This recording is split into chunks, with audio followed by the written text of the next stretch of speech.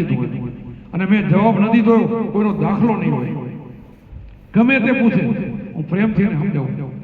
મને ટાઈમ ન હોય ને બસમાં કોઈ માણસની વાતમાં આવતો હું કહું હું પછી તમને હું ફોન કરીશ, હું પછી તમને એકાદમાં હું ફોન કરીને વાત કરીશ, વાત કરું છું. હજી સુધી મારો એવો રેકોર્ડ નથી કે મને ફોન આવ્યો ને મેં ના પાડી હોય. હું બધાને જવાબ આપું છું. તો મને તમારા બધા ઉપર કેટલી લાગણી સુધી બોલતો હોય, મારો ભાવ તો હશે. શું કામ ભાવ? કે તમે આ માર્ગમાં આવ્યા છો, અમારા થકી આવ્યા છો, ગમે એમાં તમે જોડાડો, પણ દાદા ગુરુને હિસાબે તમે આવ્યા હો અને મારી ફરજ થાય, મારી જવાબદારી થાય. ભલે ને ઉપદેશ તો મારા છો, મારા છો એટલે તમે ઉપદેશ મૂકી દીધો 15 ભાઈઓને મેં આપ્યો હોય. 2000 મારા શિષ્યો હોય પછી મેં 15 ભાઈને આદેશ કરી દીધો હોય તો એ મારા હોય તો મેં આપ્યો હોય. મને ખબર છે કે મારા ખ્યાલ જ હોય એટલે તમે મારા રહ્યો છો, એટલે મેં બધાને એમને આપેલો છે. અને બધા એ પણ જેટલા છે એના બધા વ્યસ્ત બધો પ્રેમી છે, સમજે છે, સમજદાર છે, એટલે તમારો વિકાસ થાય છે બધા 100% થાય. એટલે અમારા શિષ્ય અમારા પૌત્ર એક પાછા નથી રહેવાના, પણ આવું સમજીને આમાં જે રહેશે એનો ઉદ્ધાર થઈ જશે. સમજાય નહીં તો હવે રામકૃષ્ણની નિંદા કરી અમારે એ કરે ના સમજે તો અજ્ઞાની કહેવાય ને, એને તો હવે આપણે શું સમજાવવા, એને આપણે ના સમજાવી.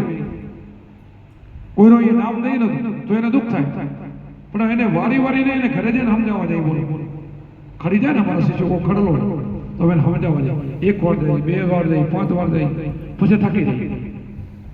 અમે તો 1 વાર 2 વાર નહીં વરા ગયેલા છે અને અત્યારે ભૂંડ્યા એટલે હોય પાછા. હું બોલો રહ્યો સાચું બોલતો અત્યારે એને હાલત ભૂંડી હોય પાછું.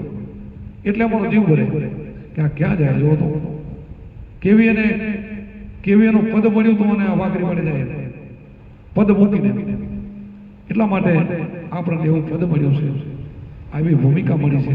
એટલે આનાથી મોટું જગતમાં કોઈ નથી, આ સબથી મોટું કોઈ નથી. 3 લોકનું મૂલ્ય એટલે કીધું છે.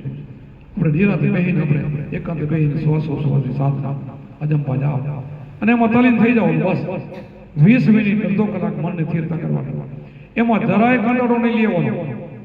કંટાળો લેવો તો કામ નથી, કારણ કે આના ઉપર પ્રેમ વધારે રાખીએ તો કંટાળો ના આવે, નકે આવે. નકે તો કેટલાય પ્રલોભ ન આવે, આપણે હેરાન કરી નાખે. નથી થતું કોનાથી ભજન, બીજું બધું થાય, ખોખેરા થાય, માથાકોડું થાય, હિયાકોડું થાય, ભજન ન થાય. ભજન તો કોઈ પ્રેમી જન કરી શકે, કોઈ હંસ કરી શકે. તો તમે બધા હંસ ગતિ નથી, હંસ ગતિ નથી કરતી. આ માનસરોવર છે, અહીંયા તો તમને રોજે રોજ થોડો ઘણો સત્સંગ મળશે. અમારા ખોરિયામાં પ્રાણ હશે ને ત્યાં સુધી તમને થોડો ઘણો સત્સંગ મળશે. અને થોડો ઘણો સારો સત્સંગ તો થોડો ઘણો નહીં, રાત બધી રાડું પડે પણ સત્સંગમાં કાંઈ ન હોય તો શું કામ? આપણે કીધું ને ઇન્દ્રની ઘડી ભલી હલરા વારો માસ, હલરાના નબુડા વાળા આમ ફેરવાથી પાણી નીકળે ને થારામાં આવે થોડોક માલ પીએ, એ 12 માસ હાલે ને તો કેરો કરે.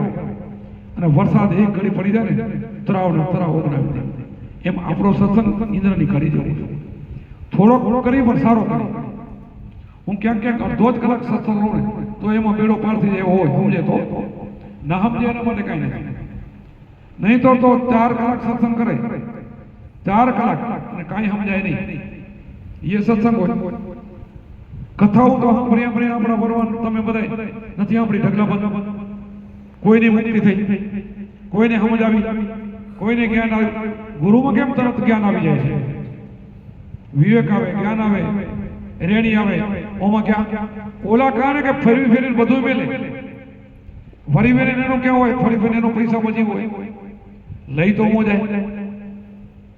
આપણે હું નથી લઈ જતા, એનાથી બહાર કાઢીએ.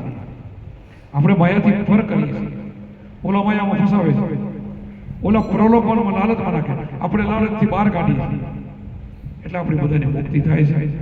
એટલે તમને જે સમજ પડ્યો છે એને જતન કરી જાળીને ભજન કરજો અને આનંદથી રહેજો. અને મારા ખૂબ આશીર્વાદ, તમારું ખૂબ ભજન વધે એવા વારંવાર આશીર્વાદ. બોલો સત્ય ગુરુદેવ કી